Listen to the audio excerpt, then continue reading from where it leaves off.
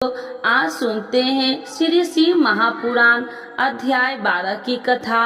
तो एक बार बोलिए प्रेम से शिव जी की जय, माता पार्वती की जय। भगवान शिव की श्रेष्ठता तथा उनके पूजन की अनिवार्य आवश्यकता का प्रतिपादन की कथा। नारद जी बोले, ब्रह्मा प्रजापति आप धन्य है, क्योंकि आपकी बुद्धि भगवान शिव में लगी हुई है। विधे आप पुनः इसी विषय का अस्मय प्रकार से विस्तार पूर्वक वर्णन कीजिए। ब्रह्मा जी ने कहा, तात एक समय की बात है, मैं सब ओर से ऋषि तथा देवताओं को बुलाकर उन सबको क्षीर सागर के तट पर ले गया, जहाँ उस सबका हित साधन करने वाले भगवान विष्णु निवास करते हैं।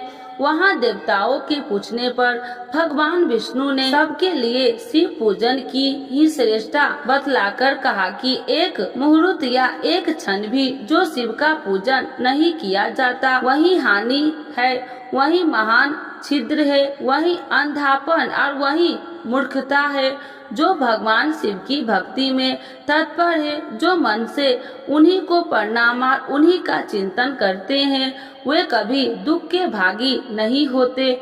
जो महान सौभाग्यशाली पुरुष मनोहर भवन सुंदर आभूषणों से विभूषित स्त्रियां जितना मन को संतोष हो, उतना धन पुत्र पौत्र आदि संस्ति आरोग्य सुंदर शरीर अलौकिक प्रतिष्ठा स्वर्गनीय सुख अंत में मोक्ष रूपी फल अथवा परमेश्वर शिव की भक्ति चाहते हैं, वे पूर्व जन्म के पुण्य से भगवान शिव की पूजा में प्रवृत्त होकर जो पुरुष भक्ति परायण हो शिवलिंग की पूजा करता है, उसके सफल सिद्धि प्राप्त होता है तथा वह पापों के चक्कर में ही नहीं पड़ता।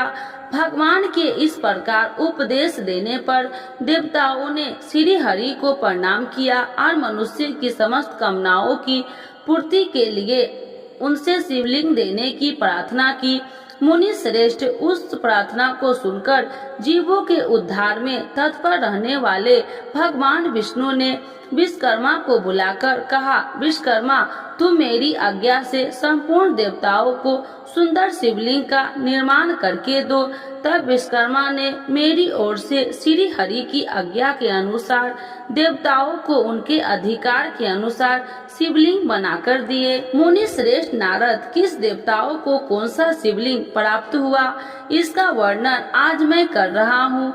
इंद्रपरायण मणि के बने हुए शिवलिंग और कुबेर स्वर्णमय लिंग की पूजा करते हैं।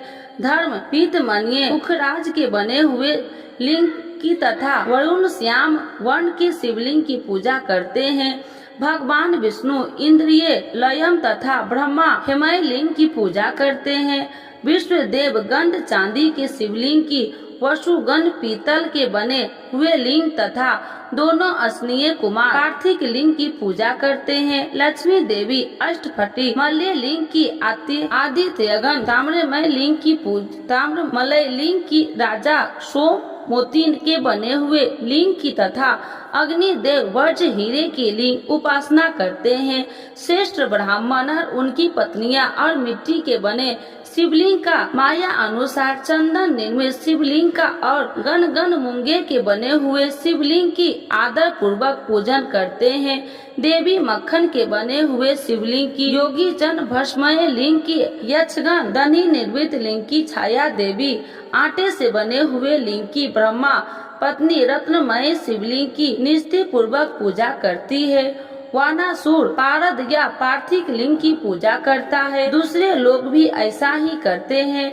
ऐसे ऐसे शिवलिंग बनाकर विश्वकर्मा ने विभिन्न लोगों को दिए तथा वे सब देवता और ऋषि उन लोगों की पूजा करते हैं।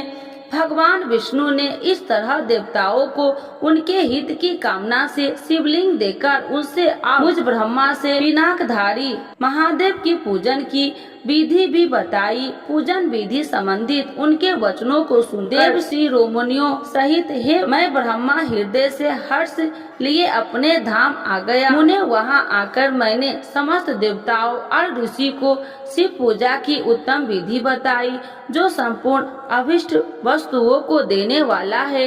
उस समय मुझ ब्रह्मा ने कहा, देवताओं सहित समस्त ऋषियों, तुम प्रेम परायण होकर सुनो। मैं प्रसन्नता पूर्वक तुमसे शिव पूजन की उस विधि का वर्णन करता हूँ जो भोग और मोक्ष देने वाली है। देवताओं और मुनियों, समस्त जंतुओं में मनुष्य जन्म प्राप्त करना प्रायः दुर्लभ है।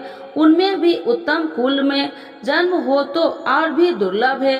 उत्तम कुल में भी आचरणवान ब्राह्मणों के यहाँ उत्पन्न होना उत्तम पुण्य से ही संभव है। यदि वैसा जन्म सुलभ हो जाए तो भगवान शिव के संतोष के लिए उत्तम कर्म का अनुष्ठान करे, जो अपने वर्ण और आश्रम के लिए शास्त्र द्वारा प्रतिपादित है।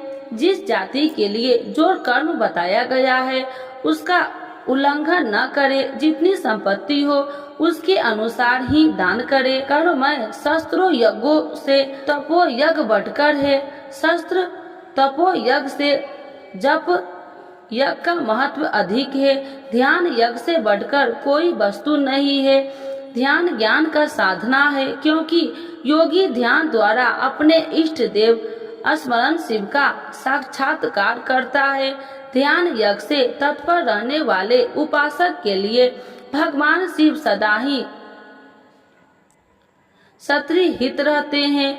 जो विज्ञान से संपर्क है, उन पुरुषों के शुद्धि के लिए किसी पर्याचित की आवश्यकता नहीं है। मनुष्यों को जब तक ज्ञान की प्राप्ति न हो तब तक वह विश्वास दिलाने के लिए कर्म से ही भगवान शिव की आराधना करे।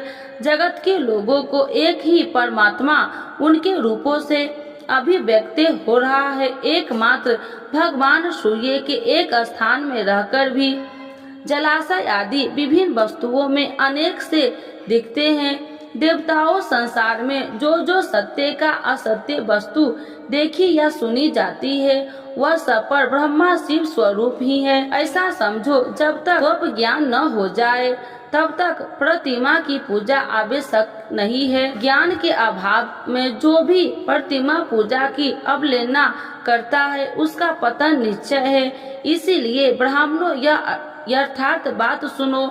अपनी जाति के लिए जो कर्म बताया गया है उसका पर्यंत पूर्वक पालन करना चाहिए। जहाँ जहाँ यथावक्त भक्ति उस आराध्य देव का पूजन आदि आवश्यक करनी चाहिए, क्योंकि पूजन और दान आदि के बिना पातक दूर नहीं होते। जैसे मैल कपड़ों में रंग बहुत अच्छा नहीं चढ़ता, परंतु जब उसको धोकर स्वच्छ कर लिया जाता है तब उस पर रंग अच्छी तरह चढ़ते हैं। इसी प्रकार देवताओं की भली भांति पूजा से त्रिवेद शरीर पूर्णतः निर्मल हो जाता है, तभी उस पर ज्ञान का रंग चढ़ता है और तभी विज्ञान का प्रकट होता है। जब विज्ञान हो जाता है तब भेद भाव की निर्मित हो जाती है। भेद की संपूर्णता निर्मित हो जाने पर दंत दुख दूर हो जाते हैं और दंत दुख से रहित पुरुष शिव रूप हो जाते हैं। मनुष्य जब तक गृहस्थ आश्रम में रहे तब तक पांचों देवताओं की तथा उनमें श्रेष्ठ भगवान शंकर की प्रतिमा की पूजा करे, अथवा जो सबकी एकमात्र मूल है उन भगवान शिव की पूजा सबसे बढ़कर है, क्योंकि मूल के सींचे जाने पर सखा स्थानीय संपूर्ण देवता स्वतः तृप्त हो जाते हैं। अतः जो संपूर्ण मनोवांछित फलों को पाना चाहते हैं वह अपने अवशिष्ट की सिद्धि के लिए समस्त प्राणियों के हित में तत्पर रहकर लोक कल्याणकारी भगवान शंकर का पूजन करे। ओम नमः शिवाय। तो एक बार बोलिए प्रेम से शिव जी की जय, माता पार्वती की जय।